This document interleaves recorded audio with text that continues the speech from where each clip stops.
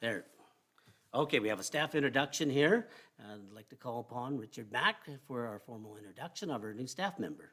Thank you. Good afternoon, everyone. So just to my right here, we have Sumala Fofana. Sumala likes to go by Fofana. He most recently came from Lafarge Industries, and he is very handy and very mechanically inclined. And just a little fun fact, he was part of the crew that was working on the new roads by the Public Works and Park Shop, so that new road there. So, yeah, very well experienced, and we're looking forward to having you as our Public Works 2. Today was his first day, so welcome, Fofana. You can say a few words if you like.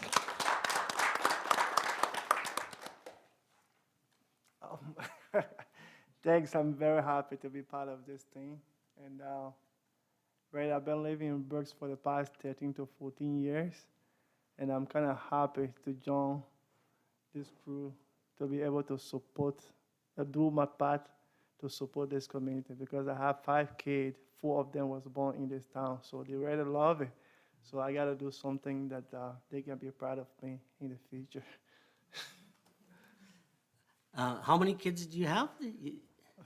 5 kids. Oh, okay, yeah, no, nothing wrong with that. Yeah, that's good.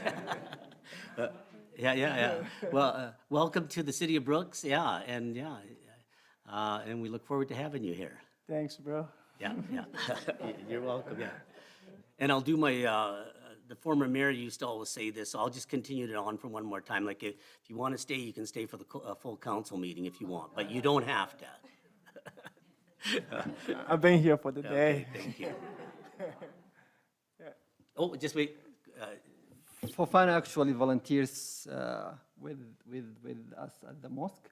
Oh, yeah. I'm sure you guys know the parking issue at the mosque, and it's him that helps us with the parking after after the prayers on Friday. Okay. I'm going to officially call this meeting to order at 4:32. Moved by Councillor Wardrop that the agenda be adopted as amended by deleting business item 8N, COVID-19 guidelines at the city facilities, and by relettering the remaining business items as carried. Thank you. Yes, for that amendment, we thought we could take that off the agenda and have those discussions when we do the COVID-19 updates and initiatives. Good, thank you. Okay, all in favor? Nobody opposed.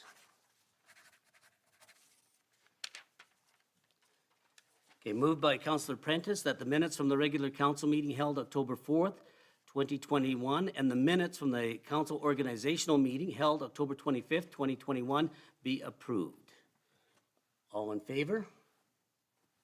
Nobody opposed? Carried.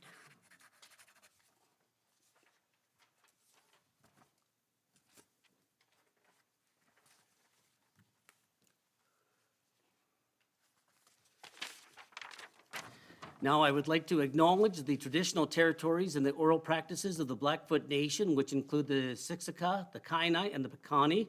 We also acknowledge the Tsuut'ina, the Stoney Nakoda First Nations, the Métis Nation Region 3, and all people who make their homes in the Treaty 7 region of southern Alberta. We are making this acknowledgement to demonstrate our continuing efforts to work together as we strive for reconciliation through cumulative and collective learning. Moved by Councillor Nesbitt that the following items of correspondence be received as information, council conferences and workshops, and accounts payable listings. And I don't know if anybody has any council workshops or, since we just got started here, so we'll kind of skip that one. And accounts payable listing, okay, all in favor? Nobody opposed? Carried.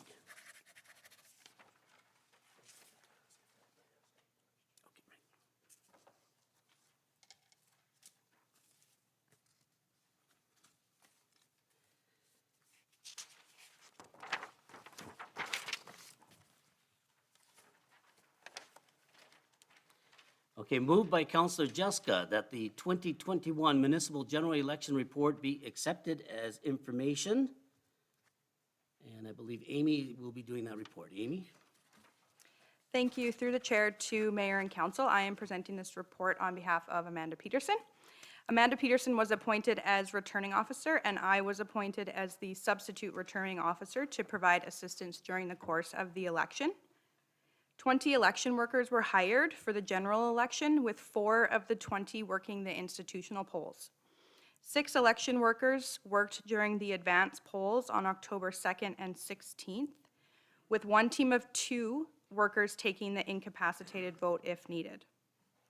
A total of 18 counters also assisted in the ballot counting process in a voluntary capacity. 3 training sessions were held relating to the election, 2 pertaining to election workers and 1 pertaining to counters.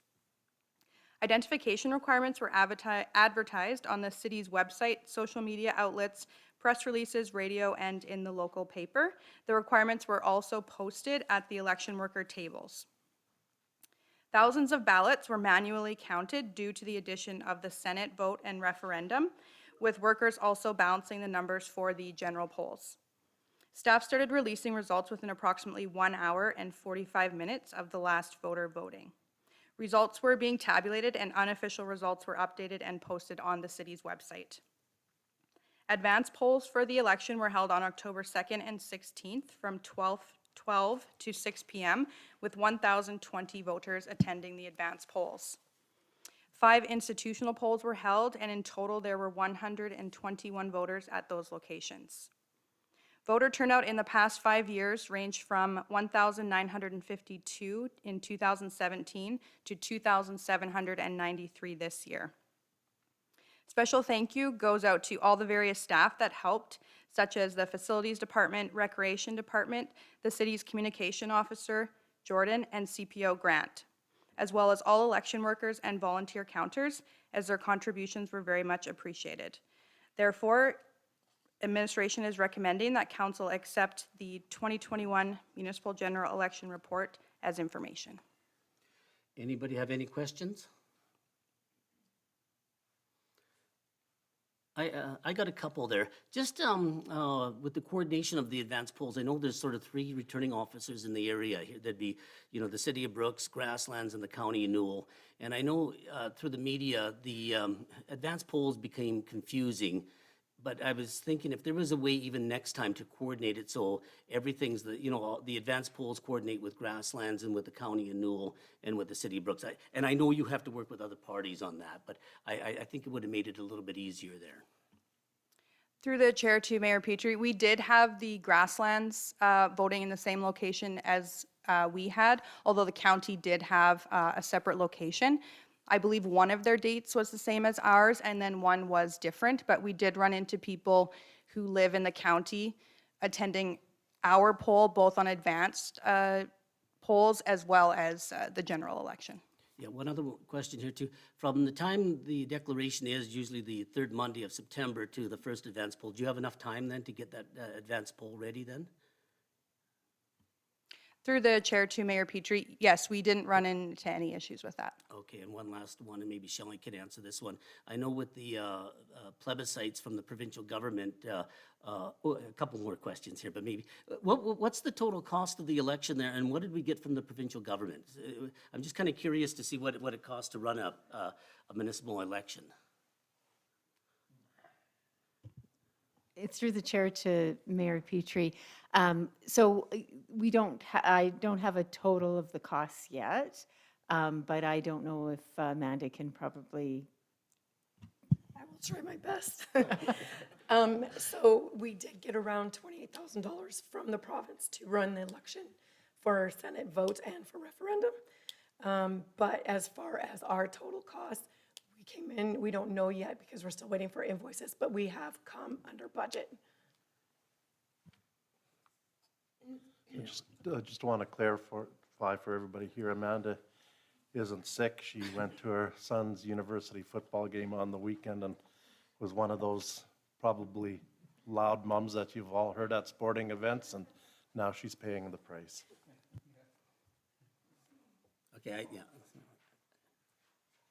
Oh, Mohammed, or Council, yeah, Idris, yeah. So the question I have is, one of the things I heard about from people is that it was very confusing to vote this year, especially with the addition of all of the votes that we had to do. also considering, and I don't know the numbers, also considering invalid ballots, do you think there is a need for some education around voting and how to vote and how to not spoil your ballots and things like that? Through the chair to Councillor Idris, we did have, excuse me, instructions at the voting station as to how to mark all the different ballots. However, I would say the most confusion was around the Senate ballot. I think people may have thought that they were required to take all 4 ballots when that's not the case. So we did run into a lot of spoiled or not spoiled, rejected ballots when it came to both the Senate and referendum. So in the future, if we do have to hold another Senate and or referendum, it may be beneficial that we put something out prior to the election. Okay, any other questions? Councillor Goodenough? Councillor Idris brought up an interesting question. So is there a tally for how many spoiled ballots there were for the mayor and council race? Through the chair to Councillor Goodenough, I don't have that information in front of me, but we have to record valid ballots, rejected, and spoiled. Okay, no other questions? Okay. To the motion then, all in favor? Anybody opposed? Okay. Yeah. Okay, moved by Councillor Idris that November 5th to the 11th, 2021 be hereby proclaimed as Veterans Week in the city of Brooks. And I believe Amy will look after this one again too. Thank you. Through the chair to mayor and council. As Canada has grown into a strong and proud country, a nation shaped by its people, their courage, and their commitment to protecting and defending human rights, peace, and freedom, whenever and wherever they are threatened, and whereas peace and freedom are not just words, they are values and belief worthy of sacrifice, yesterday, today, and tomorrow. And whereas Canadian sacrifice, valor, and honor will be remembered forever as a legacy of peace, freedom, and identity, it is therefore hereby requested that the week of November 5th to 11th be proclaimed as Veterans Week in the city of Brooks. Okay, any questions? Okay, I just got to, just for people's interest, they're not going through an official ceremony again at, normally they have it at the JBS Canada Centre, but they'll do a presentation at the Cenotaph, and the public is invited outside as long as we keep our distance on that. And then there is a get-together at the Legion afterwards on that on November 11th. And if you're coming to the Cenotaph, the time is about 10:45 in the morning, so get there a little earlier there too. So, okay, to the motion, all in favor?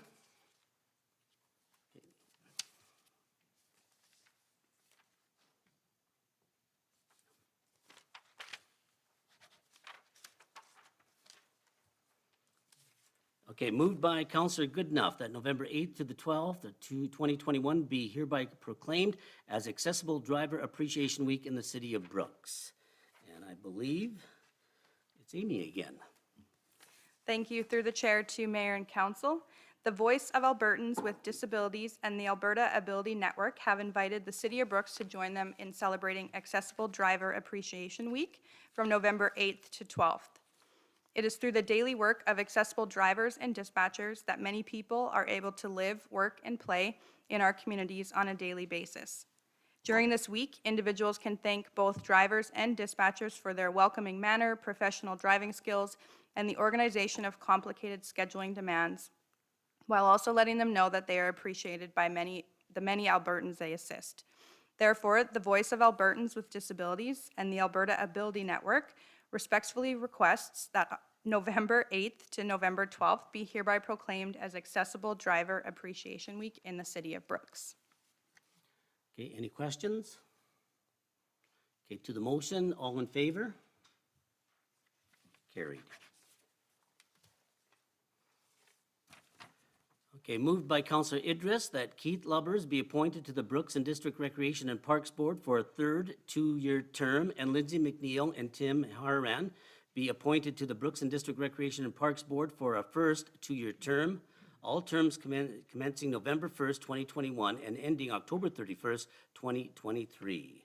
And speaking to this will be Randy. Yeah, Yeah, through the chair to mayor and council, the Brooks and District Recreation Parks Board is made up of members of city council, county council, and citizens at large from both the city and the county. Their mandates to determine future direction and development of recreation and parks facilities, events, and programs. Keith Lubbers completed his second two-year term as citizen at large on the board in April and is the most recent chairperson on the board. There were also 2 vacancies for citizen at large that were advertised, and we received 2 applications for those. So the following motions were made at the October 13th board meeting. Tracy Fife made a motion to recommend Keith Lubbers for a third two-year term on the Brooks and District Recreation and Parks Board for City of Brooks Council. John Nesbitt seconded the motion, and that motion was carried.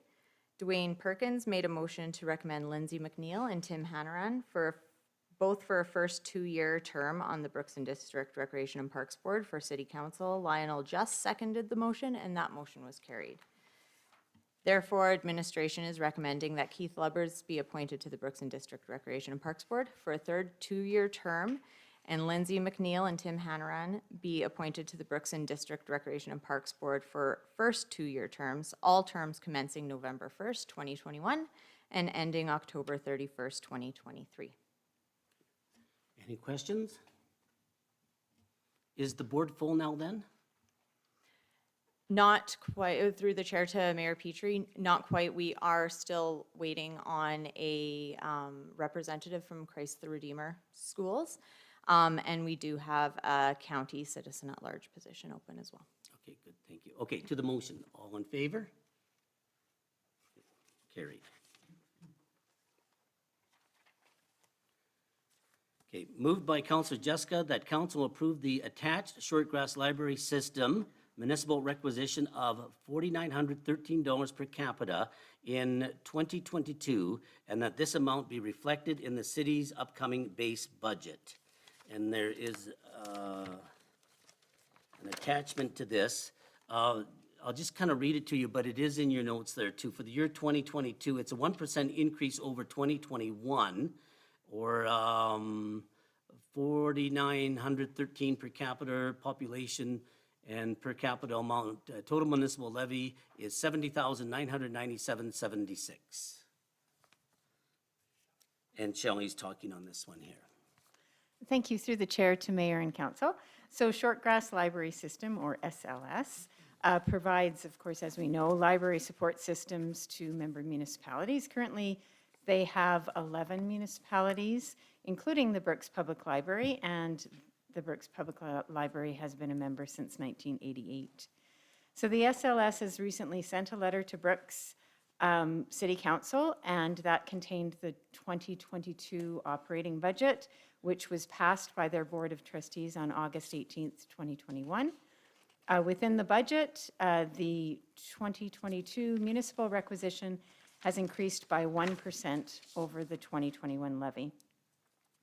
The current municipal contribution is just over $4.86 per capita, or $70,290 in total for the city. Therefore, the increase in 2022 will bring the amount to $4.91, or just over that per capita, for $70,998 in total. And that's based on our current population of 14,451. Therefore, staff recommends that council approve the attached SLS municipal requisition of $4.91 per capita in 2022, and that this amount be reflected in our upcoming base budget. Okay, any questions? Councillor Waldrop?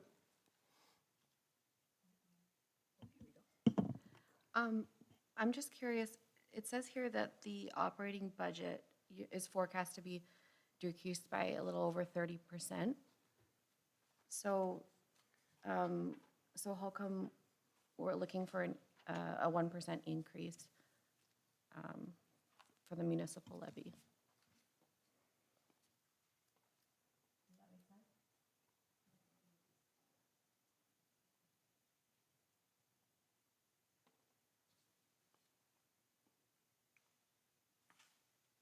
So through the chair to Councillor Wardrop, I do know that the Shortgrass Library System did have a decrease in their requisition last year. So I'm just wondering if this, the way they word it, if this is just still, if it still constitutes a decrease from the future. It says that forecasted to be only 1.1, like 1,191,000 in 2022, constituting a decrease of 30.69%. Is that Yeah, so projected for the 2022 year? it looks as though that they are comparing that decrease of 30.69 back to their 2012 budget. So I think that that's what they're referring to is with the 30% decrease. Just refamiliarizing myself with the letter here, but so they do state that their budgeted expenses were 1.7 million in 2012, and now in 2022, which is 10 years later, their expenses are forecasted to only be 1.1 or almost 1.2 million, which I think from that time period constitutes a 30% decrease. Okay, any other questions? And my apology, I think I missed a period there. I think I said per capita 49.13, but it's $4.91.3 or whatever per capita there. So, yeah, okay.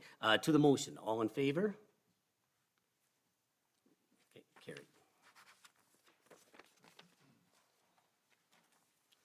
Okay, moved by Councillor Nesbitt that the ATCO franchise fee percentage remain at 19.5% in 2022. And I believe this is Shelley again. Thank you. Through the chair to Mayor and Council.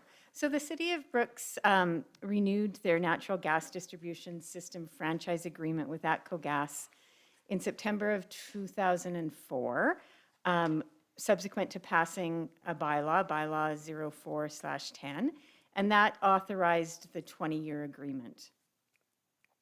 The franchise fees are paid to the municipality, and they're for consideration of the exclusive grant of franchise, the ability to use right-of-ways and other mutual covenants. They're collected from ATCO Gas customers in the community based on a percentage of their delivery tariff. Currently, the percentage applicable to the City of Brooks is 19.5, and the maximum percent that could be charged is 35%.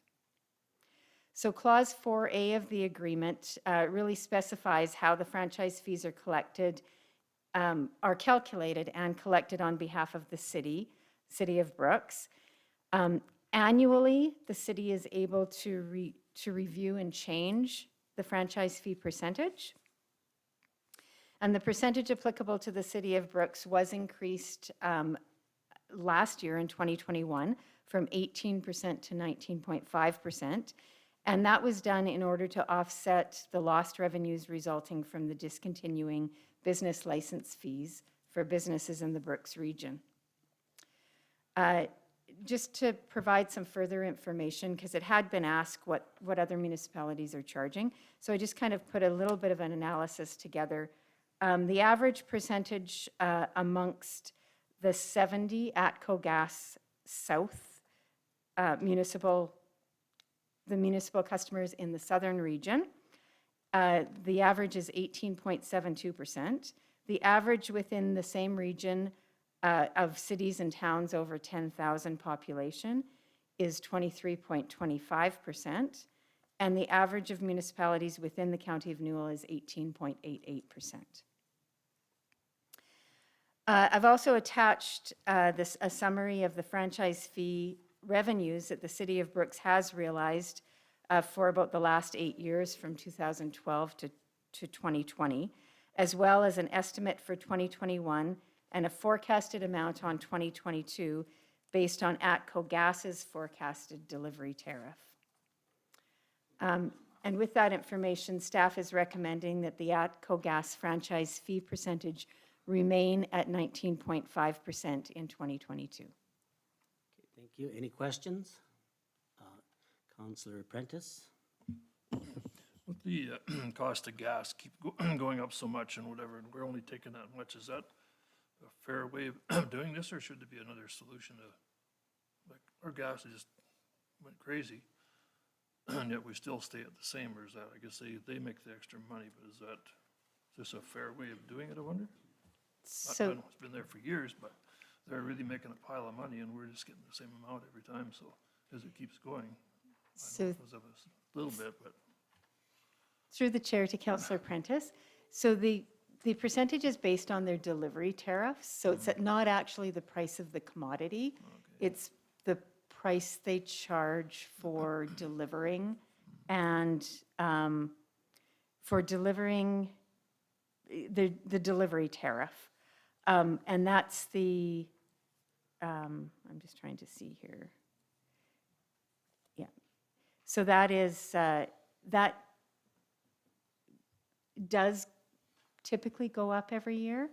And as that goes up, our percentage, the amount of revenue we collect goes up because it's based on a percentage of that. So it's interesting how to justify what we collect. But basically, that's why we recommend that we continue with the same percentage that we determined last year.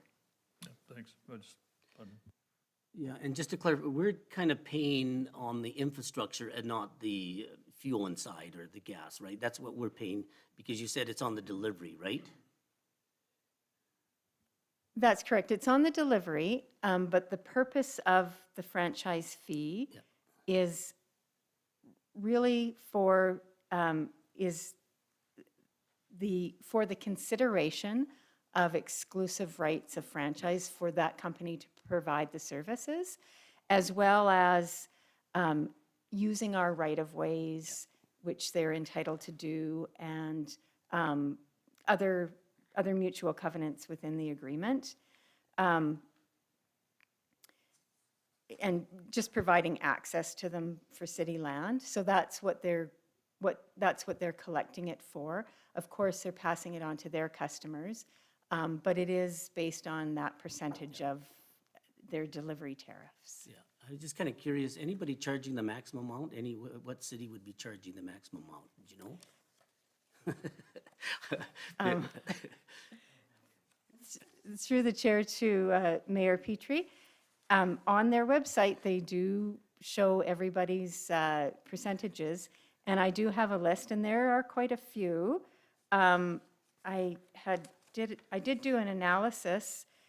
There's several, actually, that charge 25% or more, and there are a handful that charge the full 35%. I see 2, 4, 6. So there's 20 municipalities that charge more than 25%, so 25 up to 35%. But there is a complete listing on their website for this southern region of all of the municipalities and what they charge. There's also a handful that don't charge anything. I shouldn't say a handful. There's 3 that charge between 0 and 5%. So it's very, very diverse. Okay, good, thank you. Okay, Councillor Waltrip? I'm curious, I guess I'm jumping ahead to the Fortis, the franchise fee revenue breakdown here about, so it says here, ATCO, we would be getting a little over $37,000, and for Fortis, over $85,000 to make up for the lost revenue for business licenses, right? That seems like a lot for business licenses. I'm curious how much that actually costs, or how much revenue the city lost from not charging the business licenses.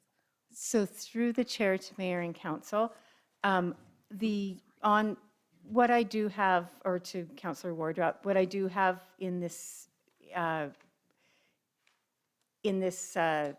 summary really doesn't pertain to last year's, but it pertains to if we were to go up 1%, how much additional revenue we would collect.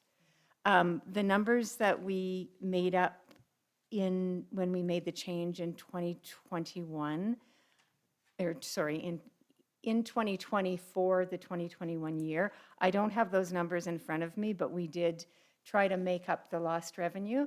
But these numbers on this spreadsheet for both Atco Gas and Fortis, which is the next item, represents what each 1% increase, the revenue that would be from that, from each 1% increase in this year. So if we were to go from the 19.5% to the 20.5, that would we would end up with approximately 37,000 additional revenue dollars from that change. And the same analysis is on the Fortis one. The adjustment we made for last year, I can't really speak to that because I don't have it in front of me, but I can provide you with that information for sure. Councillor Idris? So this is general in all municipalities, but do we historically see some sort of a correlation between us increasing their percentage and them hitting it on the consumers immediately, or indirect? Through the chair to Councillor Idris. So we have the opportunity at this time to change our percentage, and each change of percentage would take effect of January 1st in 2022. So you will see these reports every fall because this is when we review it and we have a specified date to get our changes in. If we were to change, as we did last year, there's advertising requirements and we have to notify our public that we're going to make that change. And it seems to me, comparing the lists from last year, that there aren't very many changes in municipalities. It looks as though the majority of municipalities, unless they have a reason to change or changing their methodology on how they collect these, they basically continue with their same percentage. As I said before, as the cost of delivery tariffs go up, so does the amount of revenue we collect each year. Councillor Jessica? Just looking at the numbers here, so you stated that for a 1% increase, we'd be looking at $37,059. So 1.5% increase would be about, well, 1.5 times that, so $50-some thousand. But the increase in the franchise fee from 2020 to 2021 is estimated to be $85,000. So am I just applying the 1% to the wrong thing? Through the chair to Councillor Jessica, I may have to ask, are you looking at the Fortis franchise fee one as well? Or No, just the...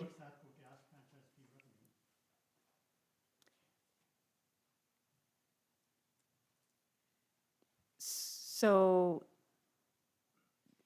I'm sorry, where did you see the 85% or 85,000?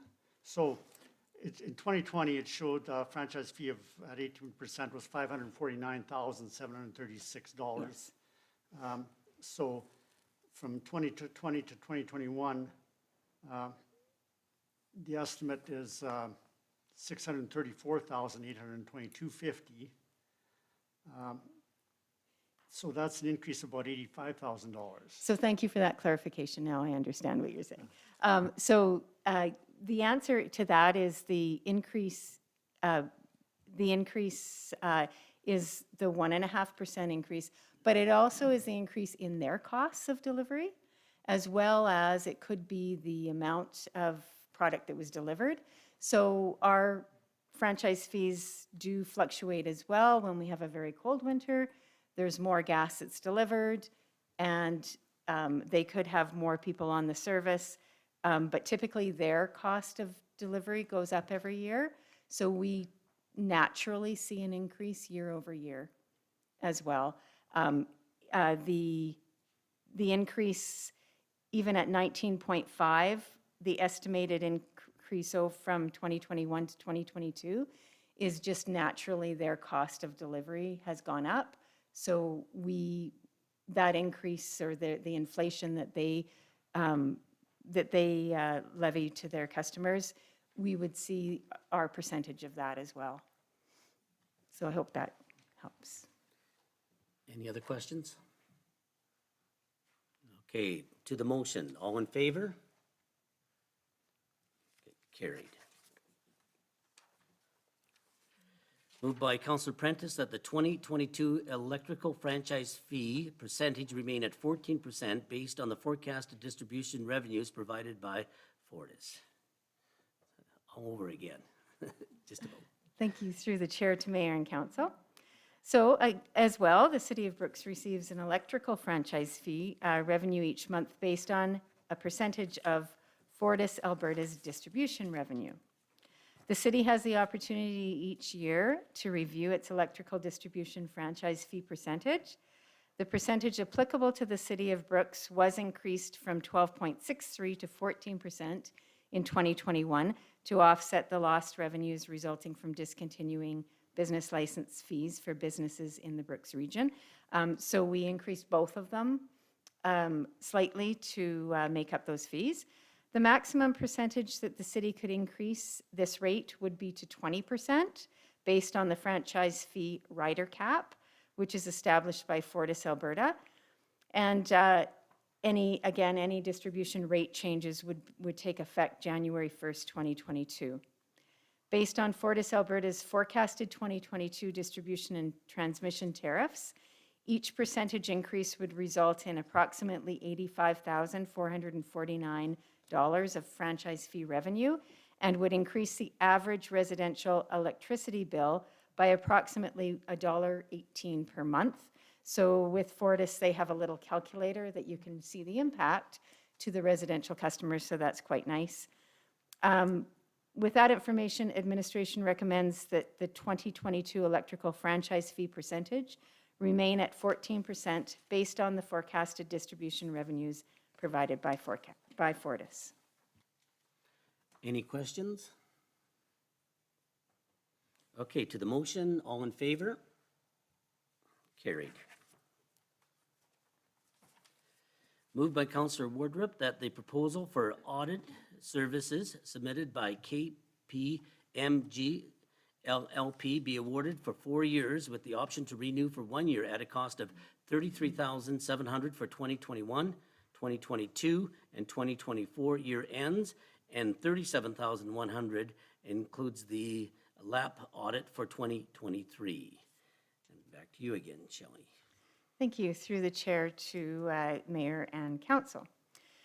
A request for proposal of auditing services was recently advertised on our website, as well as sent out to several accounting firms listed in the memo.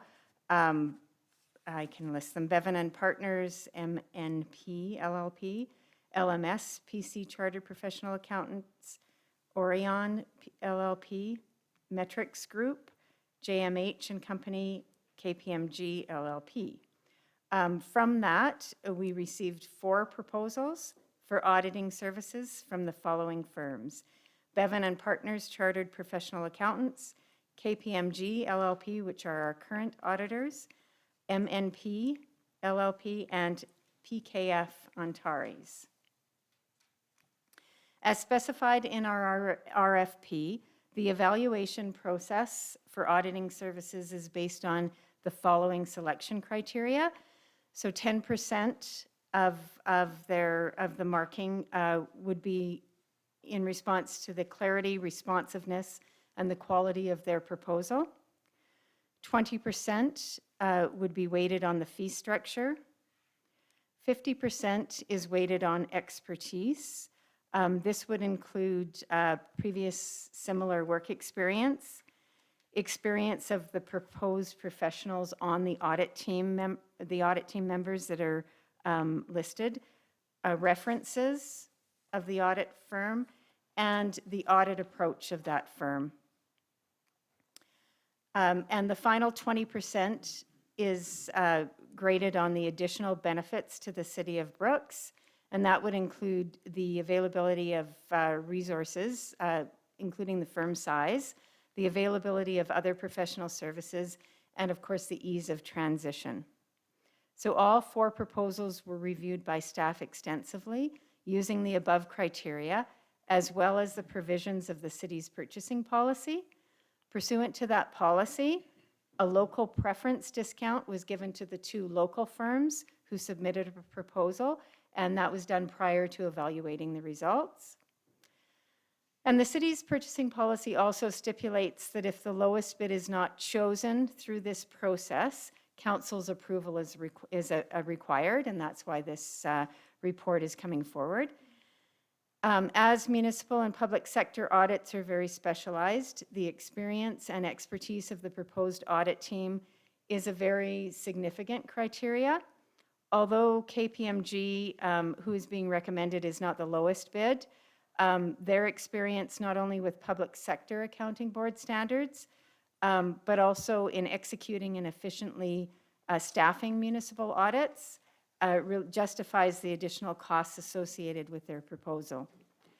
So based on the evaluation criteria specified in the RFP, it is staff's recommendation that the proposal for audit services submitted by KPMG be awarded for 4 years with the option to renew for 1 year at a cost of $33,700 for the years 2021, 2022, and 2024 year end, and $37,100 for 2023, which includes a required lap audit. Okay, any questions? Okay, Councillor Goodenough? I would have let Ray go first, or Councillor, whatever your name, Jessica, Raymond. Being on the audit committee for the last 3 years now, KPMG's presented great work, no doubt about it. My only concern is, I think it's important to go local with our 2 groups. I'm just curious on the proposed quality and clarity at 10%. They got 3, a rating of 3 for Bevan and Partner. Like, what was the criteria in that? Like, was it just the way you didn't like their email or their proposal letter, or how does that work? So through the chair to Councillor Goodenough, I really tried to grade these very carefully, and I really had to look at how much information was given in regards to how they're going to approach the audit, the techniques that they're going to do to ease any transition if we change, the additional verbiage on the experience that the audit team members had, and as well as the clarity so that I could form an opinion on how much expertise they had and the quality of references. And so really, in this case, if I compare all of them, they were all fairly complete and had a lot of information about certain things that were important to them and weren't. And some of those proposals were lacking in that. So that's basically how that was graded. And I'm wondering also if, and maybe this isn't always the safest thing to do, but to have a fresh set of eyes that does the audit, a different group. Like if it's the same company year after year after year, maybe a fresh set of eyes, a local set of eyes would have different understanding. So through the chair to Councillor Goodenough, that totally could be an advantage in choosing a new firm, and that's why we do put the tender out for proposals periodically, usually every 3 to 4 years. There is an advantage to having a different point of view. It was very difficult to grade the proposals. For the most part, they were all very good. And I do know that auditing standards have to be met by all of the firms. My biggest concern was if the firm doesn't have an expertise in municipal audits, there can be issues or concerns with the execution of the audit engagement if it's not staffed properly. We have deadlines that we have to meet, so we want to have a quality audit done within those mandated deadlines, as well as for the purpose of my staff time and my time, we also want to have that audit executed with team members that have municipal auditing experience. So that's why the RFP was designed the way it was, with expertise and familiarity with municipal audits weighing so heavily. There was a lot of thought put into the RFP. This particular RFP was done 4 years ago, was redone, and there was a lot of thought putting into that criteria weighing and a lot of sharing of information with other municipalities and how they do it. So I do believe it's fair, but I do agree that it's important to put this out often so that if we do have the opportunity to hire a local firm that has the experience that satisfies the criteria, then we do that. Okay, Councillor Jessica? Well, my first question was going to be who had done it for the last 4 years, but that's been answered. And if I recall correctly, the city has been given recognition on the quality of the auditing process in the past. Is that correct? So through the chair to Councillor Jessica, the city's been given recognition on what they call the annual financial return. And that is part of the audit. I shouldn't say that. The city prepares it. Mostly I take credit for it, but the communications department does a lot with it.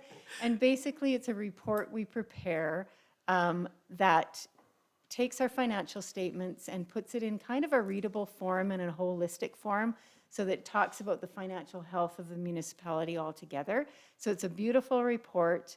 It talks about how the money that we spend ties into strategic focus areas, and it takes our financial statements and shows it in readable graphs and some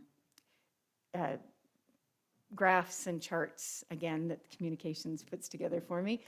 And that report is submitted to GFOA, which is Government Financial Officers of Canada and the US, and it's graded on their criteria, and that's what we get the award for. So in the RFP, part of the audit process is to audit the financial statements, but it's also to audit that report that we do, the annual financial report. So they don't prepare it for us, we prepare it, but they audit it, and they also, a lot of the criteria to win that award is to make sure we're compliant with all public sector accounting board or accounting standards.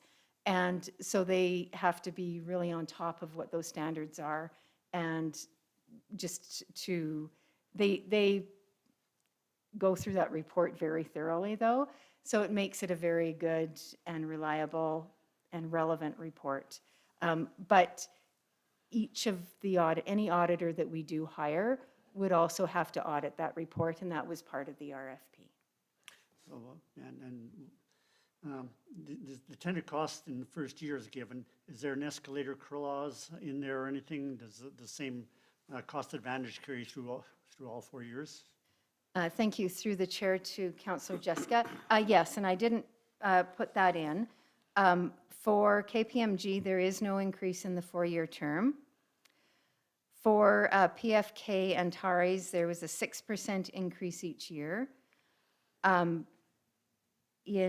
Bevan and Partners, there was no increase in the 4-year term, and for MNP LLP, there was a 2% increase each year. So they were, some had it and some didn't have that in there. Okay, thank you very much. Okay, Councillor Idris? I want to follow up on Councillor Goodenough's point around supporting local in trying to see how can we work with our local vendors. And it's a catch-22. You don't have the experience, we are not going to hire you. You will never get the experience, and we'll keep with that cycle. Is there a way to do something that makes our local vendors have that experience so that we can hire them? And then when I look at the total points, like I understand there is that discount, the local discount, but 85, 86 is very close. So the experience, I would believe, to a degree, is there. I really want to see if we can consider local more. So through the chair to Councillor Idris, again, it's something that I had a hard time, try to do very, very fair. And yes, there is a very small margin between the two. And I believe that the staff at, the local staff, it's hard when there's not a lot of municipal jobs for them to get. But there are public sector boards and nonprofit and different experiences that they can pick up locally. And if I did try to very fairly apply the provisions of the purchasing policy, which gives that local preference, and the marking did come up a little bit short. It's unknown. It's hard for me to anticipate what their experience is based on their performance, but the best I could do was just go through the criteria and mark it as is. I too, again, would like to have that opportunity to work with local firms, but it's very important that there's a continuity. There's a continuity and a flow with the audit engagement, because that really does affect my staff and myself throughout the engagement. But future consideration to local preference can certainly, if that came forward, it would certainly be considered. Alan? Yeah, I think one of the things that we could do is when we do our rating criteria next time is we could drop the percentage that's based on experience and whatnot, which would help those firms everywhere that don't have that experience. Having said that, I think what we've got here is pretty standard for some municipalities, the way they do that. And I think what we do have to remember here is that this is our fiscal accountability to our ratepayers, and this process is very important. Okay, any other questions? Okay, Councillor Woldrup, yep. I'm just really curious. So the proposals that get rejected, do they know? Do they see this ranking criteria and why they weren't awarded the job? I'm just wondering, like if our local vendors know exactly like what they need to do to improve to maybe potentially get this job in the future, that would be maybe something helpful to give to them, and they can work towards that goal, and we would have a better time justifying hiring them. You bet. Through the chair to Councillor Wardrop, what's put forward here, I think, is public on the agenda as well. But I will call each of them and have a conversation with them. And oftentimes they ask, what they could have done better. And I myself am a CPA, so I have a relationship with these professionals, and we typically have very good conversations.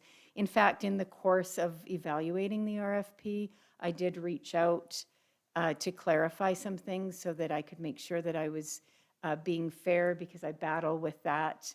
It's very important to me that it's fair, and that I've done due diligence to the ranking criteria. But I will definitely reach out to all of them, and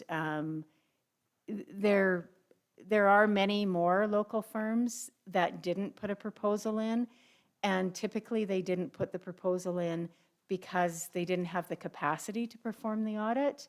And that's kind of what it comes down to, is that experience and the capacity to perform the audit engagement. But I'll definitely reach out to them as well, for sure. Any other questions? Okay, back to the motion. All those in favor? Okay, carried. Moved by Councillor Wardrop that the policy L001-007K entitled Reimbursement of Expenses Policy be adopted. And back to you, Amy. Thank you. Through the chair to mayor and council. The reimbursement of expenses policy was attached for your review, and the policy has been updated with changes recommended by the Council Remuneration Committee. The Council Remuneration Report was approved by the previous council. However, the policy was not presented at that time. The changes to the policy include decreasing the mayor's salary from $75,232 to $62,000 with no increases over the 4-year term. Increasing the councillor's salary slightly from $24,074 to $25,000, again with no increases over the 4-year term.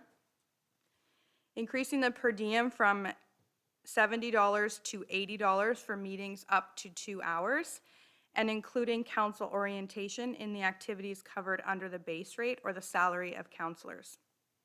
Therefore, administration is recommending that council adopt this policy. Okay, any questions?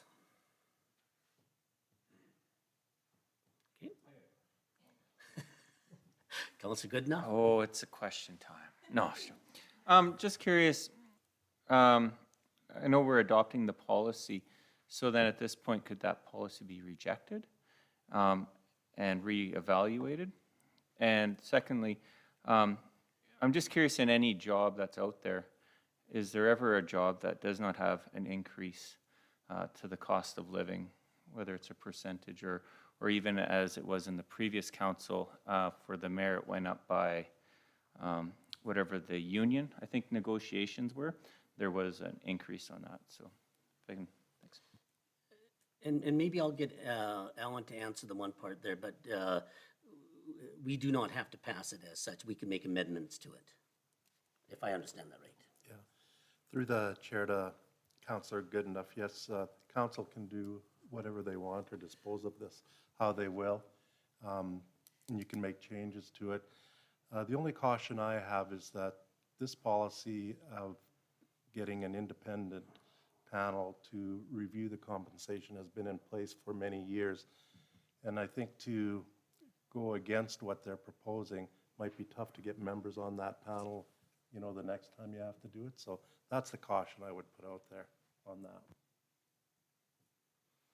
Okay, any other questions, Councillor Idris? So, with the sensitivity of this policy, is it the historically the new council approves it, or the leaving? Why doesn't the leaving council approve it and just get done with it?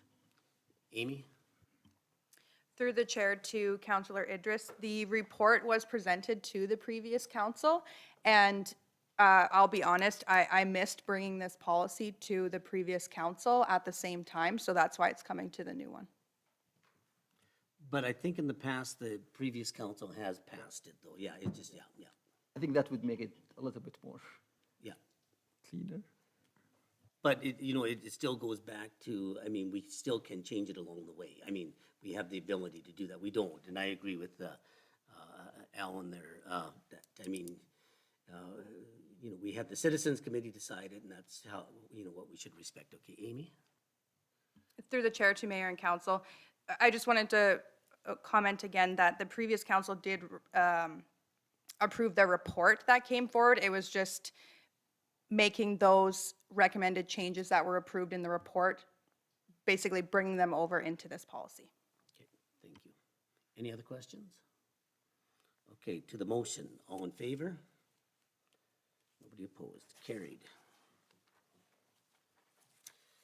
Okay, moved by Councillor Nesbitt that the regular meetings of council be held in the council chambers on the first and third Monday of every month commencing at 4:30 PM, and that when the meeting day falls on a statutory holiday, the meeting shall be held the following day, which is not a statutory holiday. And Alan will speak to this one here. Thank you. Through the chair to mayor and council.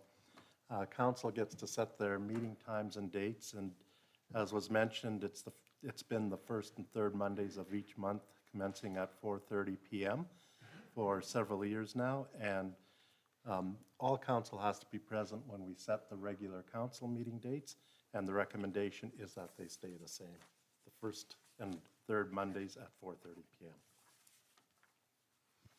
Okay, any questions? Okay, all those in favor? Carried. Okay, moved by Councillor Idris that council committee meetings, if required, be held in the council chambers on the second and the fourth Tuesdays of every month, commencing at 4:30 PM. Alan again. Thank you again. Through the chair to mayor and council, our regular committee meetings, when required, have been in the past commencing at 9 AM on the second and fourth Tuesdays of each month, but we're recommending that we change these to 4:30 PM when required on the second and fourth Tuesday of each month. Any questions? Councillor Goodenough? I do have one concern with the fourth Sunday of the month.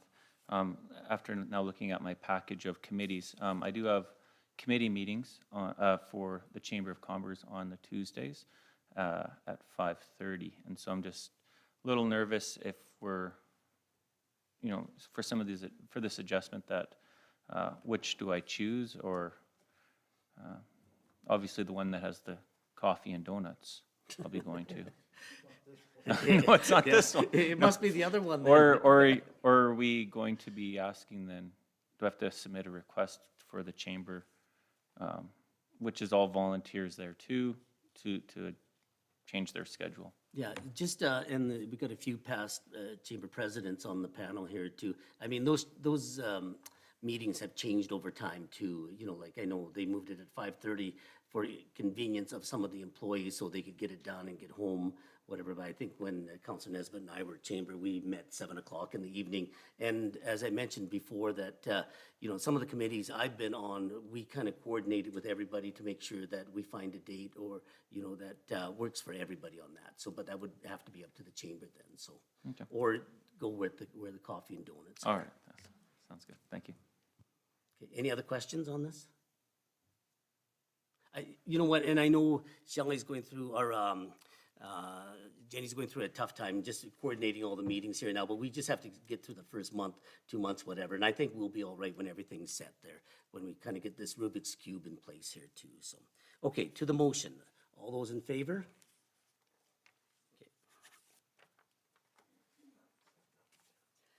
Okay. Moved by Councillor Goodenough. Council cancel the scheduled November 15th, 2021 meeting at 4:30. Okay. Okay, Amy again. Thank you. Through the chair to mayor and council. Due to council members attending training and the AUMA convention from November 15th to 19th in Edmonton, there will not be quorum for the council meeting scheduled for November 15th. Therefore, administration recommends that council cancel the council meeting scheduled for November 15th at 4:30 PM. Okay, any questions? Okay, to the motion. All those in favor? Carried. Okay, moved by Councillor Jessica that council appoint Councillor Bill Prentice to the Airport Commission to be in effect from November 1st, 2021 to the date of the 2022 organizational meeting. And this is Don. Thank you. Through the chair to mayor and council. The city currently has a vacancy on the airport commission. The agreement between the city and the county allows for not more than 2 councilors from the city to sit on the commission. This is stated in 5B of the agreement that is attached. Due to the lack of interest to fill the vacancy with a citizen at large member, staff is recommending that another councilor be appointed to the airport commission. So therefore, staff is recommending that Councillor Bill Prentice be appointed to the Airport Commission. Okay, any questions? And I believe that Councillor Prentice has a lot of experience on that board there, so it's a good appointment then, so. Okay, to the motion, all those in favor? Carried.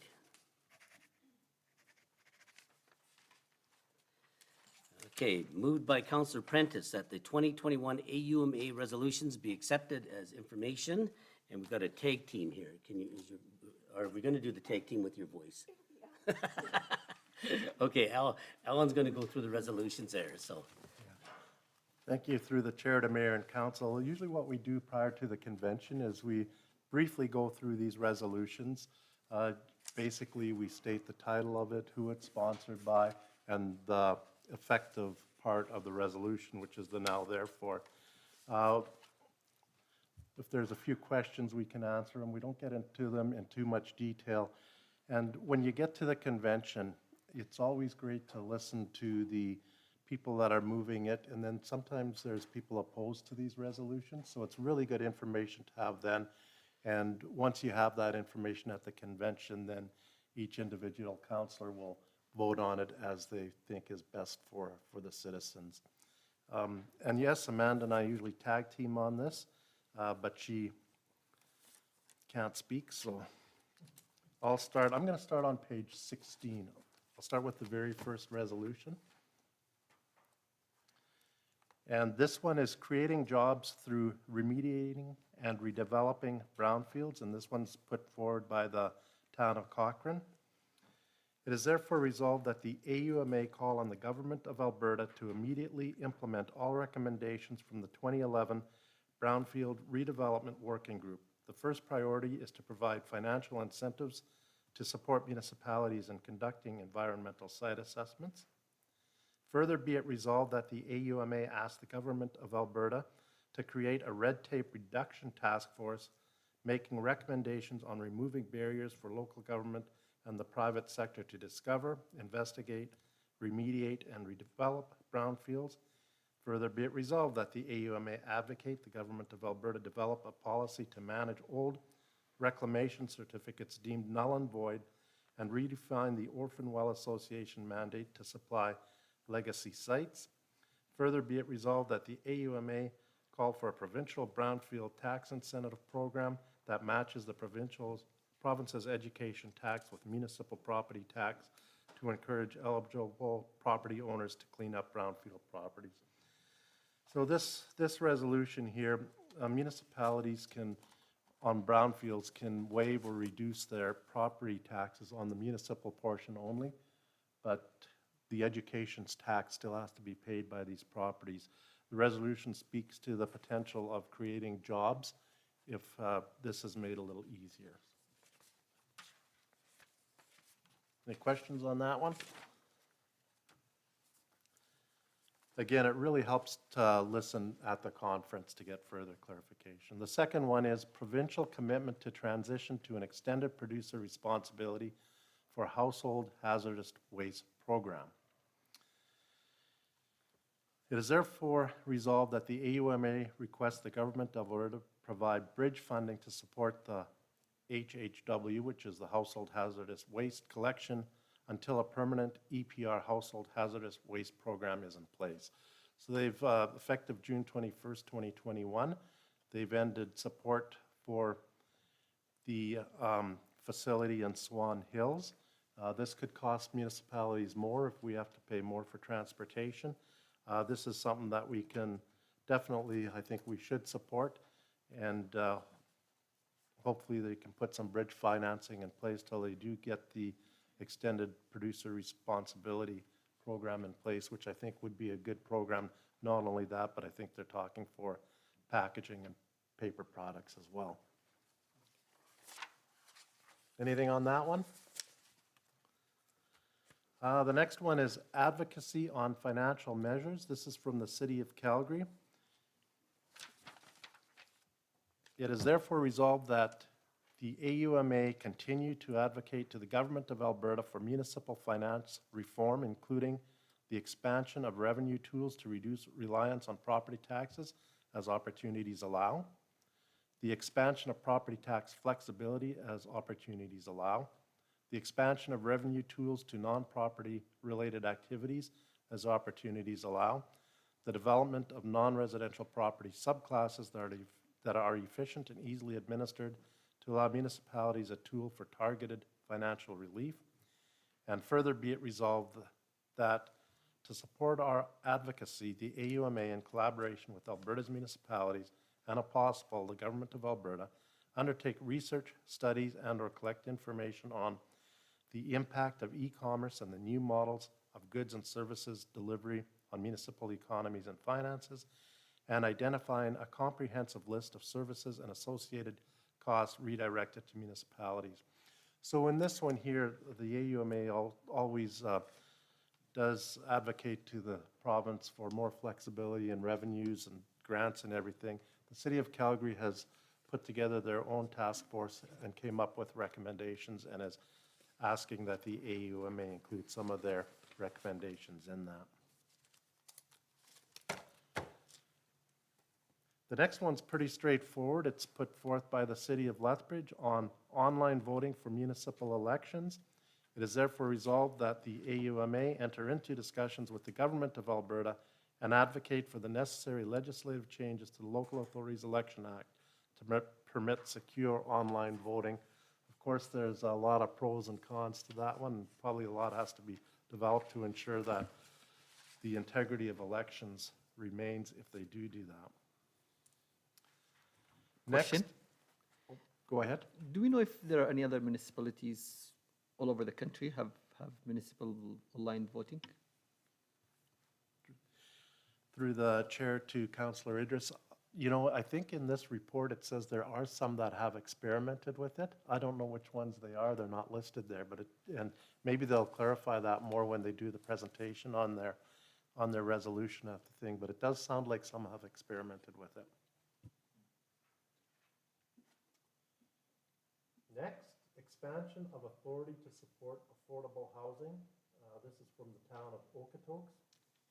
It is therefore resolved that the AUMA advocate for the Government of Alberta to make amendments to the Municipal Government Act to provide additional financial tools through expansion of the local improvement tax process that enable individuals to increase affordable housing options, such as secondary suites and accessory buildings. So on this one, what they're saying is, if we have somebody that wants to put a secondary suite or accessory building in, maybe to rent out to other people, that a municipality be able to forward or loan that money to these people and then collect it back over years through local improvement taxes.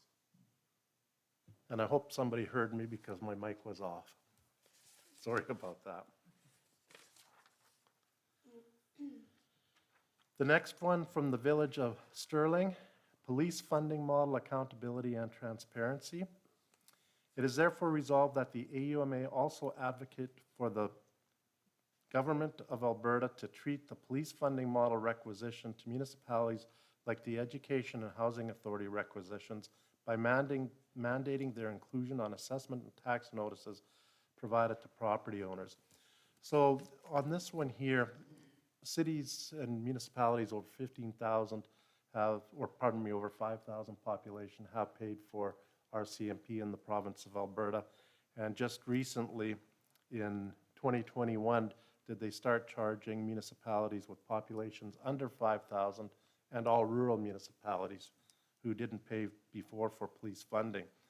And it has caused some of them, of course, to have to increase their taxes for it. And what they're asking is that, just like on our tax invoices, we show what our municipal portion is, what our education tax portion is, and what our Neil Foundation tax portion is. They want to be able to show what the police portion is. So that was what that's about. Next, from the City of Grand Prairie, we have regional center funding. It is therefore resolved that the AUMA advocate for a dedicated funding stream for municipalities who serve as regional service centers. So what they're saying here is they're the regional service hubs. There is a lot of government type of facilities in these municipalities, and they get what's called grants in lieu of taxes for some of them. But even, so it used to be that grants in lieu of taxes, you would get what you would get for just property taxes from any business. But some of them have been cut by 50% now, and some have been abolished altogether. So they're looking for some compensation for being that regional hub.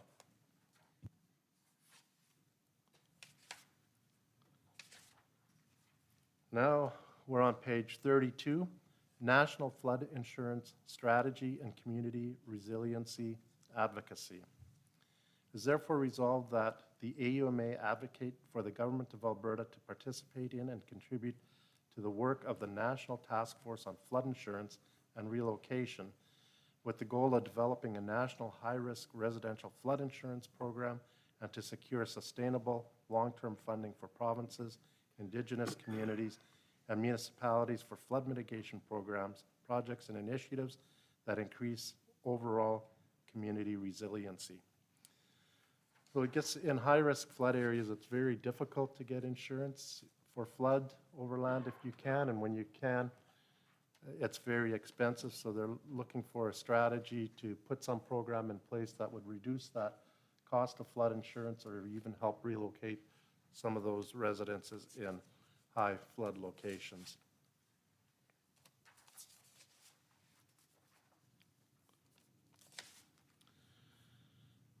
Okay, now from the City of Calgary, it's improved provincial municipal emergency collaboration and communications. Therefore, it is therefore resolved that the AUMA urge the Government of Alberta to work collaboratively with municipalities and their emergency management organizations on conducting a comprehensive lessons learned review of the COVID-19 pandemic response and incorporate those lessons in an improved provincial emergency response and communication plan. Commit that going forward, Alberta's municipalities and their emergency management organizations will be treated as trusted and valued partners in provincial emergency response, and establish an advisory group of municipal emergency management organizations and other key stakeholders to better advise and support the Government of Alberta's decision-making and emergency order drafting, and to improve emergency communications, coordinations, and collaboration.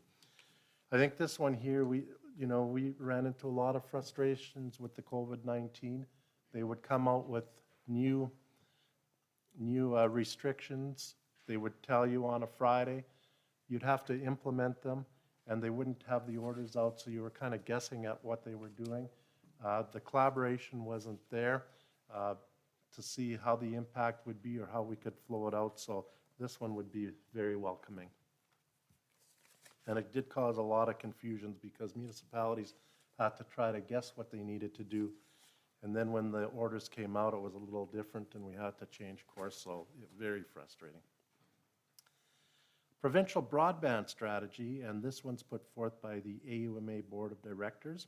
It is therefore resolved that AUMA advocate for the Government of Alberta to immediately engage municipalities and other stakeholders in developing a provincial broadband strategy with measurable goals, concrete actions, and a dedicated budget that recognizes broadband as an essential utility. Again, I do believe that this one is very important. We know the benefits of broadband and what it does for economic development, and everybody is all over the place, and I think to come up with a concerted effort here would be great.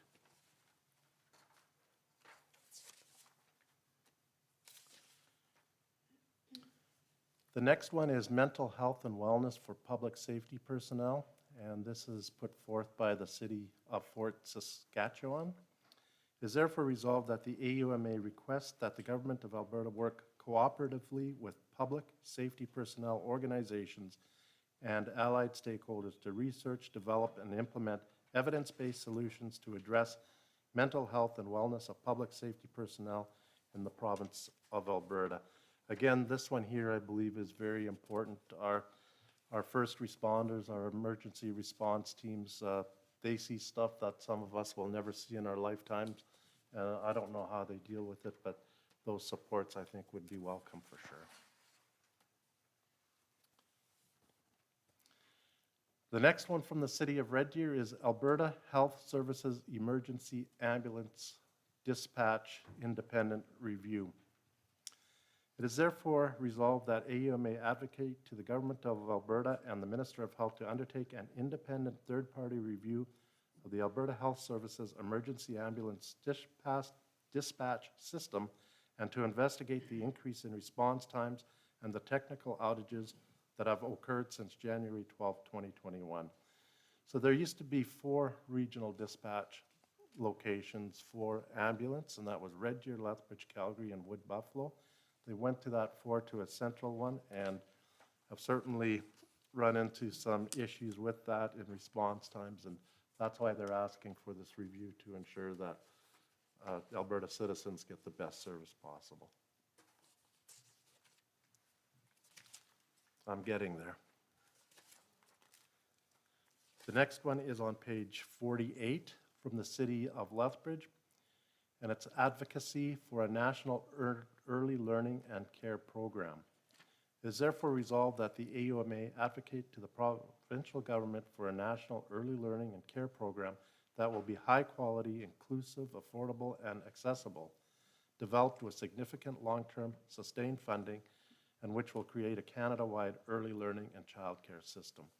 And what they're saying in their background is, in some instances, it's very difficult to find childcare support, and when you can find it, it's very expensive and even keeps people out of the workforce, or it could cause people to just call in sick and lose productivity that way.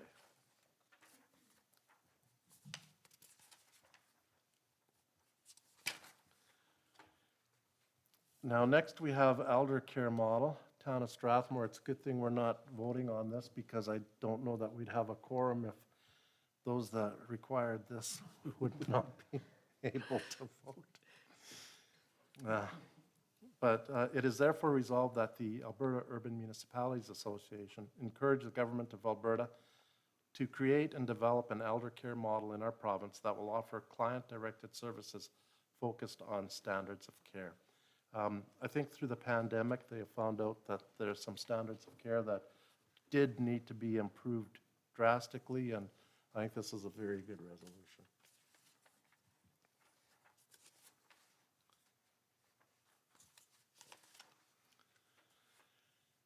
Long-term care. This is the Town of Strathmore. Whereas let's go down to the now therefore. It is therefore resolved that the AUMA urge our provincial government to petition the Government of Canada to make long-term care and home care medically necessary services under the terms of the Canada Health Act. Again, they say your stuff for medicine, that is covered, but the long-term care isn't and can get very expensive for families and seniors and doesn't allow equal access to these services for all seniors. Tobacco industry health cost recovery fee. This is from the City of Airdrie. It is therefore resolved that the AUMA advocate to the Alberta government to use the Crown Rights of Recovery Act to establish a 5% levy on all Alberta revenues collected by major tobacco manufacturers and importers. Funds collected would be redirected to support effective programs and strategies to reduce and prevent tobacco use in Alberta. So what they're saying here is we should charge the tobacco companies and use that money to educate and try to lower the number of people that smoke and, of course, the health risks and results from that. And then finally, one more, it's responsibility of ambulance service delivery. And this is from the cities of Airdrie and Chestermere and the towns of Okotoks, Strathmore, and Turner Valley. Therefore, it be resolved that the province of Alberta immediately consult with municipalities to develop a plan to make urgently needed improvements to the delivery and performance of the ambulance system, where municipalities are recognized and compensated for the role they play in support of the provincial healthcare system. The province took over ambulance service back in, I can't remember when it was. I know our area was one of the pilots, but they're seeing that right now what's happening is response times in many places has really escalated. And what happens then is some municipalities have their fire departments or whatnot as first responders. So they're having to go out and do this type of work, taken away from the other work that they do, and they're not being compensated for it either. So That's the resolutions package. Okay, before I go to the motion there, I think for the new councillors there, at the convention, we all get a voting ballot, so we get to vote independently. So Councillor Jessica can vote differently than Councillor Goodenough, and that's the way it goes. But it's really interesting to hear the debate. As I was talking to Alan earlier, sometimes you dig in your heels and say, I agree with this, but then you hear the other side of the story and say, they bring up some good points. So there's always an interesting debate at the policy conventions there. Okay, to the motion there. All in favor? Okay, carried. Okay, moved by Councillor Idris that the COVID-19 updates and initiatives be accepted as information. And we're back to Amy. Yes, you are. Through the chair to mayor and council. The following is information as relates to COVID-19. So when we looked to update this report later this afternoon, maybe around 4 o'clock, it was still data from October 28th, so I'm reporting on that. So at that time, the city of Brooks had 22 active cases, and there were 23 deaths within our community, and we send our condolences to those friends and family who have lost their loved one. As of October 28th, there were 765 people that were hospitalized, with 180 people in the ICU. For vaccinations, 86.9% of the 12 and up population have received at least their first dose, with 79.8% of the population being fully vaccinated. And more than 6.5 million doses have been administered in Alberta. All current public health measures that came into effect in September continue to remain in place. No indoor social gatherings are permitted for people who are unvaccinated. And for those who are vaccinated, indoor social gatherings are limited to 2 households for up to 10 people over 12 years old. The number of people allowed at outdoor social gatherings has been lowered from 200 to 20. Beginning October 6th, Alberta Health Services began publicly reporting the name of each school with at least 2 COVID cases. COVID-19 outbreaks will be reported if there are 10 or more COVID cases within a 14-day period that were infectious at school. Free COVID-19 rapid testing kits became available for parents through their child's school, and contact tracing has returned to Alberta schools due to the 4th wave. By mid-November, AHS will take over notifying close contacts within school settings with assistance from the schools. It will focus on school-based exposures only. The province also ramped up rapid testing and increased public reporting at schools that are experiencing outbreaks and in under-vaccinated areas. In September, Alberta began moving toward a hybrid system called the Restrictions Exemption Program, or REP. Those who are eligible to receive a vaccine will be required to show proof of vaccination, a medical exemption, or a negative test no more than 72 hours old, and it must be a paid test and not from Alberta Health Services. If a business participates in REP, they will be able to operate as they normally would, as long as they are only serving those with proof of vaccination, a medical exemption, or a negative test. This program does not apply to businesses or entities that need to be accessed for daily living. Businesses that can employ the program include restaurants, bars, group fitness, and other circumstances, and those who decide not to use the program are subject to related public health restrictions. The province also announced a one-time $2,000 payment for small and medium businesses that decide to implement REP. The Alberta government will also be bringing in legislation to protect businesses who require vaccines for employees, which is designed to protect them from legal challenges and protect frontline workers from harassment. The government will also double the maximum fine for mistreating public-facing workers from $2,000 to $4,000. The government-supported verification app to check proof of vaccine with a QR code is now available for download. Businesses and organizations can use the free Alberta COVID Records Verifier app to easily confirm their patrons' vaccination status.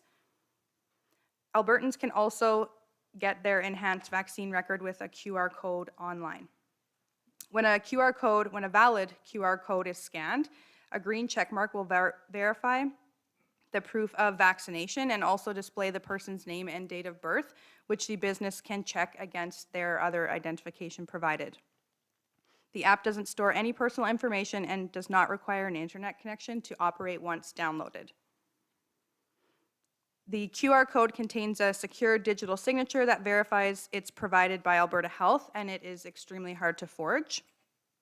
If a person does not meet the vaccination requirements set in the restrictions exemption program, or if the QR code is tampered with, the record will show as invalid when scanned. As for further rollout for vaccinations, the COVID-19 vaccine rollout was expanded to Albertans 75 or older, and all First Nations, Métis, and Inuit individuals 65 and older. Those individuals can now start booking their third booster dose of vaccine as soon as 6 months have passed since their last dose. The vaccine incentive program, which paid those who got vaccinated $100 in the form of a gift card, ended on October 14th. And on Monday, October 18th, AHS started their flu shot campaign. As COVID-19 continues to put pressure on the healthcare system, Albertans can roll up their sleeves to get immunized against influenza. And as for city facilities and programs, the city rec facilities are continuing to operate within provincial restrictions and guidelines. Masking and physical distancing are required while in the facilities unless engaged in physical activity. So that is the conclusion of the report, and staff will be happy to answer any questions you may have. Any questions? Councillor Woodruff? Do you have the statistics for our local vaccination rate? Through the chair to Councillor Wardrop, I do not have them right in front of me. I think Alan is going to look on his phone right now. Because I believe our local vaccination rate is significantly lower than the province, and so it's a bit misleading to hear that we're, you know, yeah, like close to 80, but we're probably not. Any other questions while we're doing the research? Councillor Goodenough? While Alan is looking up, I know this is probably more directed for Alan, but on the Alberta Health Services website, they have our population listed at 19,495, and the county is at 7,998.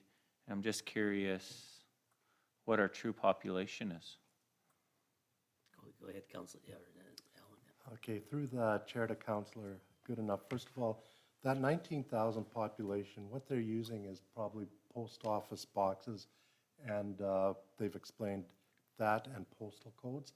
So ours is just, it's more than just the city of Brooks. It takes in part of the county area as well, and that's why we're showing at 19,000. When it comes to the vaccination rates, they don't show it separately for the city of Brooks. They do it for the county of Newell. And right now with the county of Newell, which includes all of us, for first vaccinations, we're at 77.2%, and I believe you're right, the province is probably closer to 87, so 10% up. And with fully vaccinated, we are at, just gotta go back there. We are at 67.6%, so again, we're probably around that 10% below the provincial average. They have said that the rural areas are definitely less than some of the major urban centers, and I know there are some areas that are even way less than what the county of Newell is. Okay, any other questions? Jessica? Well, not really a question, but can I just comment on my own thoughts and experience? Yeah, so it seems like just not that long ago we were wondering, gee, I wonder if we're going to get a second wave, and look where we're at now. And in my traveling around town, I guess I have some concerns about how we could be more proactive in supporting the battle against COVID. So I know the city has to deal with realities, and in some places it's easier to implement measures than others. So for example, at CRA, they do have to show their vaccination card and some ID, and they have fairly good control there, though I have heard that once they're inside, there does seem to be quite a bit of movement around. And in one of the information packages on complaints, they mentioned that there have been a complaint lodged with one of the junior hockey associations about how people are not following the guidelines at arena here in Brooks. So, but there you got a pretty good handle on things. It becomes much more problematic when you go to the JBS Center because of the wide variety of activities and the large flow of people there. And I use it myself. And, you know, right off the bat, when you come to the entrance, there's not a big sign that says that you have to wear masks or any that there are restrictions in place. If you look off to the right, there's a little 8.5 by 11 sheet with small text that says that you have to wear a mask. And when you go inside, there are a lot of people that are not wearing masks that apparently should be on an ongoing basis. And then even at the gun show this weekend, I would estimate probably better than I expected. Maybe 75% were wearing masks, and the remaining 25%, some weren't wearing them properly and some weren't wearing them at all. So I was there about a week ago and coming out of one of the areas, and there was 4 young guys communicating with each other across the width of the foyer without masks. And I stopped to talk to them, asked them, you know, why they weren't masked. And well, one of them said, nobody told me to. And they gestured at where you sign in, where the girls are seated. So what I'm seeing is a lot of people running around that aren't following the rules, and they're not being very firmly encouraged to following the rules. And I'm just wondering if we can't be a little bit more proactive on, especially in a place like that where there is so much activity and so much citizen traffic, if we can't be doing more to protect the non-believers from themselves, but even more important, protect the believers from the non-believers. And whether there might be an opportunity, I guess maybe a starting point would be to talk to staff and see just what their experience is and what kind of estimates on their numbers, and maybe do some observations. But if we can identify peak times where this problem is most apparent, we can't expect the regular staff to be on top of this. It's not their job to confront people, but would bylaw be able to take turns an hour a day if we can identify some periods that would benefit from their presence, to try to show that we really are serious about this, because it is a serious issue. I'll let Randy respond here. Yeah. Yeah, you bet. Through the chair to Councillor Jessica. So we do have quite a few measures in place to help encourage and educate the general public. You mentioned the signage, and we do have signage up all over the lobby and all over the facility and the entrances to the different areas of the facility. We've also sent out information to our major user groups, outlining for them to provide to their members, their parents, their players, coaches, as to what is required when they come into the facility. We've added a clause to all of our rental agreements. So for example, with the gun show this weekend, the clause on their rental agreement would have stated that they would comply with all of the provincial restrictions. And in our communications with them, our administrative assistant did communicate what is required of them, and our staff actually did provide them, upon noticing that there were not many wearing masks while setting up, that we provided them with a box of masks to use. Staff are trying, like you said, it's really difficult for staff to stay on top of this in addition to just doing their regular day-to-day job duties.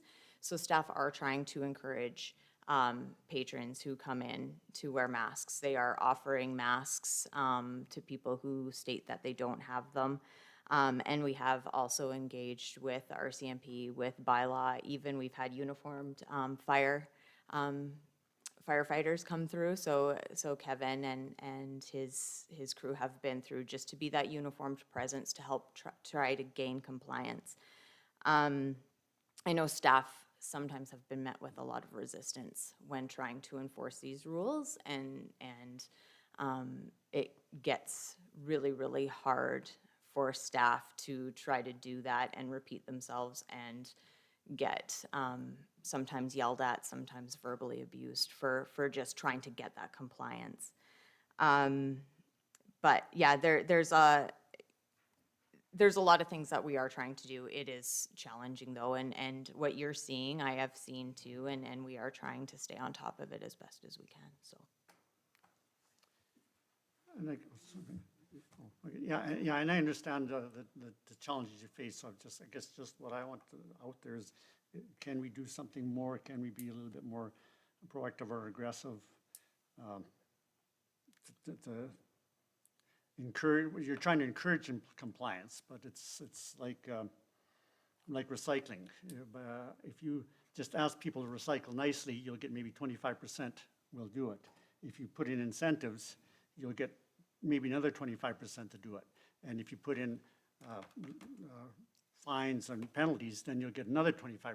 So we're still at the first stage where you're asking them, and it works up to a point, but yeah, like what I see is there's certainly a lot of room for improvement, and it, people are getting sick and people are dying, and in our community as well. So, thank you. But our numbers, I mean, there's a trend going down too, though, which is good. Okay, Alan.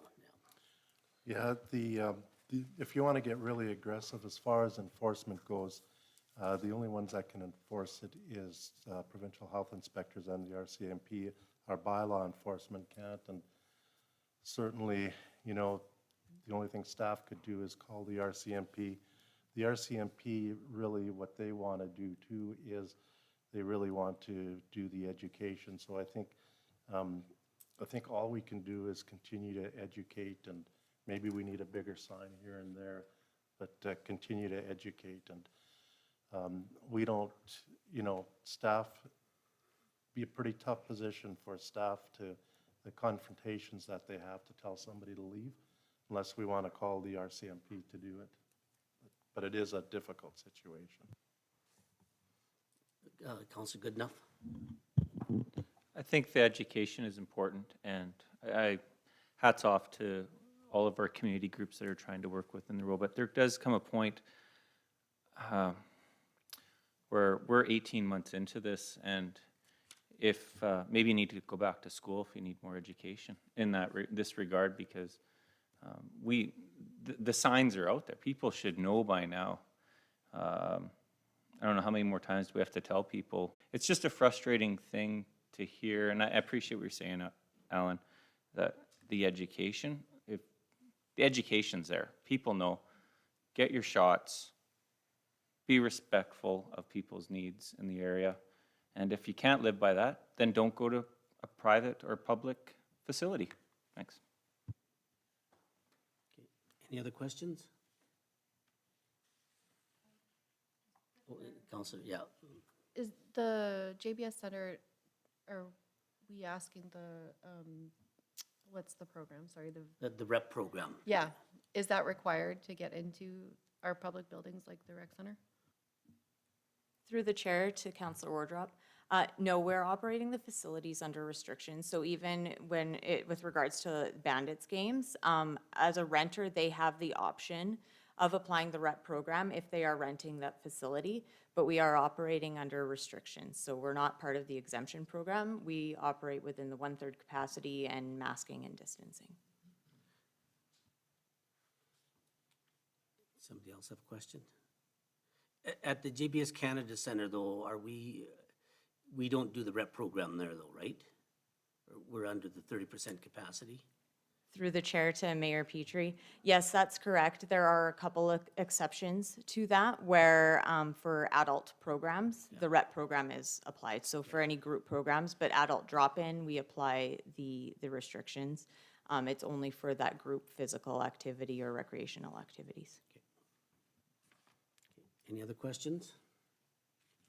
Councillor Prentice? It's not really a question. It's just the same, I think, with all the stores. Everywhere you go to Walmart or No Frills, anywhere. Excuse me, Safeway, same thing, about 50%. So, and they're also having the same problem. The staff is pretty abused, so they kind of walk away and leave it. That's just the way it is today. So we're not alone. So. did you have a question? No? Okay, go ahead. Not on this. Oh, okay. Okay. Okay, did you have another question on something Yeah, else? like I was just going to, council meetings, like in the bylaw, it says 1.5 hour. If we are going to go over that, do we do it by motion or do we just by continuing with it, we are agreeing to go over 1.5 hour? You can answer that, yeah. Through the chair to Councillor Idris, in our procedural bylaw, we don't have any time limits on the council meetings, so we don't have that. There is actually. It says in the procedure bylaw. Oh, does it?